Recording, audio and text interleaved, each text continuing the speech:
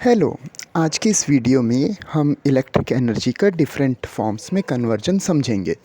तो बेसिकली जैसे कि हमने पिछले वीडियो में किया था, हम सेल से स्टार्ट करते हैं। एक सेल है जिसमें एक ग्रेफाइट रॉड होती है और उसकी केसिंग जिंक की होती है, और ग्रेफाइट रॉड पॉजिटिव चार्ज पे होती है क्योंकि उस पे पॉजिटिव आयंस कलेक्ट हो जाते हैं जो सेल के अंदर होते हैं अमोनियम क्लोराइड के, और केसिंग नेगेटिव पे आ जाती है। तो अगर मैं एक वायर कनेक्ट करूं, वायर मेटेलिक वायर, और हमें पता है कि हर एक चीज़ एटम से बनी है, मेटल भी एटम से बना है, और उसमें बीच में सेंटर होता है, प्रोटॉन होता है, उसके चारों ओर इलेक्ट्रॉन घूमते हैं। लेकिन एक और इंटरेस्टिंग बात, मेटल्स में फ्री इलेक्ट्रॉन्स भी होते हैं जो सबसे बाहर होते हैं। मैं उन्हें आवारा इलेक्ट्रॉन कहूँगा। वो एटम से ज़्यादा मजबूती से बंधे हुए नहीं होते और मेटल में इधर उधर घूमते रहेंगे। और अब क्योंकि जो सेल का नेगेटिव एंड है, वहाँ से वो पुश होंगे, वहाँ पे उन पे धक्का लगेगा और वो वायर में फ़्लो करेंगे। तो इस तरीके से अगर हम देखें तो वायर में किस तरह से वो चलेंगे, तो ये जो मैं सर्कल्स बना रहा हूँ इन्हें एटम्स समझ लीजिए।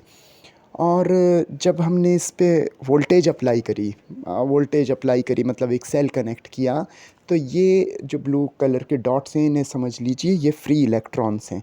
सारे इलेक्ट्रॉन नहीं, सिर्फ फ्री इलेक्ट्रॉन, वो आवारा इलेक्ट्रॉन, वो इस तरीके से आगे बढ़ेंगे। लेकिन उनका रास्ता आसान नहीं है, वो बार बार एटम से टकराएंगे, उनका रास्ता आसान नहीं है। और इस टक्कर की वजह से वो अपनी जो एनर्जी है वो एटम में ट्रांसफ़र करेंगे, और जो एनर्जी वो गेन कर रहे थे, वो जो नेगेटिव एंड था वहाँ से वो एनर्जी गेन कर रहे थे, जिसे मैंने कहा था कि वो रेपेल कर रहे हैं, एक्चुअली वो एनर्जी गेन करेंगे। और इस तरीके से मैं अगर एक इलेक्ट्रॉन का रास्ता बनाऊँ तो ऐसे वो टकराते टकराते आगे बढ़ेगा। ओके, यहाँ तक बात क्लियर है। तो अब अगर हम एक एटम, फिर से मैं वैसे ही एक एटम बना रहा हूँ, और उसमें जो इलेक्ट्रॉन्स हैं वो एनर्जी गेन करके भाग गए। ये कहीं से दूसरा इलेक्ट्रॉन आके उसे टक्कर मार रहा है, तो उसे एक एनर्जी मिल जा रही है, एटम को में एनर्जी मिल जा रही है। एटम होता है जो उसके पॉजिटिव पार्ट होता है वो प्रोटॉन से बना होता है। प्रोटॉन के अगल बगल इलेक्ट्रॉन घूमता है। जब इलेक्ट्रॉन घूमता है, जब हमें किसी हीट से इलेक्ट्रॉन की एनर्जी मिलती है, तो समझो कि जो जब उसे मिलती है तो इलेक्ट्रॉन ले लेता है, और इलेक्ट्रॉन फिर समझो कि वो इलेक्ट्रॉन लग जाता है। फिर जो एक लाइट वो अपनी जब वो एनर्जी रिलीज कर लेता है, तो वो हमें लाइट के तौर में दिखती है। और इसकी ब्लू, वाइट, जो हमें ये कलर्स दिखते हैं वो उसकी एनर्जी में डिपेंड होते हैं। और जब वो अपनी एनर्जी सारी लूज कर लेता है, तब क्या होता है, तभी सिंपली प्रोटॉन के चारों ओर घूमने लग जाता है। Thank you. ये जूनियर फिज़िक्स भक्त का वीडियो था, तो इसे मैं डिस्क्रिप्शन में डाल दूंगा, आप वहाँ इसे देख लीजिए। तो ये कहा गया कि ये जो एटम है इसमें एनर्जी जब इसे मिलेगी, तो ये अपनी एनर्जी मिलने के बाद इसका जो इलेक्ट्रॉन है वो इतराने लग जाएगा, यानी कि मतलब एनर्जी गेन करके वो ऊपर जंप कर जाता है। और जब वो वापस नीचे आता है तो अपनी एनर्जी को लाइट की फॉर्म में, और अलग अलग कलर की लाइट, यानी कि अलग अलग तरह की एनर्जी, सिर्फ लाइट नहीं, वो अपनी एनर्जी को हीट की फॉर्म में भी कन्वर्ट कर सकता है। तो जब ये इलेक्ट्रॉन इस मेटल वायर में घूमते हुए जा रहा है, तो ये उन्हें एटम्स को एनर्जाइज कर देगा, उन्हें एनर्जी दे देगा टक्कर लगा लगा के। तो ये एनर्जी हमें हीट के या लाइट के फॉर्म में मिलती है।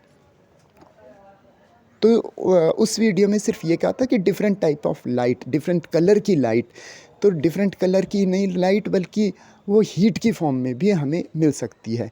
तो हमने देखा है कि जैसे हीटर में क्या होता है, हीटर, पहली चीज़ तो ये नोट कर लीजिए कि हीटर की जो वायर होती है वो नाइक्रोम की बनी होती है। नाइक्रोम एक मेटल का मिक्सचर है, कुछ मेटल्स का मिक्सचर है, निकल, क्रोमियम और भी कुछ और मेटल्स होती हैं, उनका मिक्सचर है। ये इस तरह का मेटल बना रखा है कि जो कुछ ज़्यादा ही अपोज़ करता है और ज़्यादा हीट हो जाता है, करंट फ्लो करने में ज़्यादा हीट हो जाता है। तो आपने देखा कि इससे लाइट भी निकल रही थी। तो दोनों चीज़ें निकलती हैं, लेकिन हीट कुछ ज़्यादा निकलती है। लाइट उतनी ज़्यादा नहीं निकल रही है, ज़्यादा क्वांटिटी में हीट निकल रही है। ओके, तो वही रीज़न है, क्योंकि वो उसके एटम्स एनर्जी गेन कर रहे हैं, इलेक्ट्रॉन को अड़ंगा लगा रहे हैं, उसके रुकावट डाल रहे हैं उसके रास्ते में, तो ये हो रहा है। ऐसे ही बल्ब, वैसे कहना चाहिए फिलामेंट बल्ब, इसका दूसरा नाम इनकैंडेसेंट बल्ब भी होता है। ये पुराने टाइम में यूज़ होते थे, अब तो ये बहुत आउटडेटेड हो चुके हैं। ये देखिए फिलामेंट बल्ब।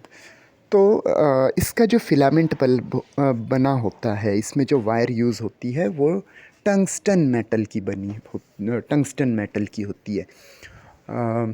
ओके, ये जो मेटल होती है, वैसे ये बहुत अच्छी कंडक्टर होती है, लेकिन इतना पतला इसका पीस हम लेते हैं कि जो कि करंट में बहुत अपोज़ करता है। और वंस अगेन इससे भी हीट और लाइट दोनों प्रोड्यूस होती हैं, लेकिन इसमें लाइट ज़्यादा होती है और हीट कम। इसीलिए अगर मैं एक बल्ब जलाऊँ, हीटर जलाऊँ, तो हीटर ज़्यादा बिजली का बिल लाता है। ऐसे ही एलईडी भी होता है। एलईडी के बारे में हम पहले भी बात कर चुके हैं। इसका जो मेजर कंपोनेंट होता है वो सिलिकॉन होता है। सिलिकॉन वही चीज़ है जो रेत जिसकी बनी होती है। रेत एक कंपाउंड है, उसका एक पार्ट सिलिकॉन होता है। ओके, तो इसमें बल्ब के कंपैरिजन में बहुत कम हीट होती है, नेग्लिजिबल हीट, और लाइट बहुत ज़्यादा होती है। एक छोटे से बल्ब से ही काफ़ी तेज़ लाइट होती है। तो अगर हम 4-5 लगा दें, छोटे छोटे एलईडीज़ लगा दें, तो वो लगभग वैसे ही जैसे मैंने अभी एक बल्ब दिखाया था आपको, उसके बराबर की एनर्जी देगा। तो यही नहीं, एक और इंटरेस्टिंग बात आप लोगों को बताता हूँ।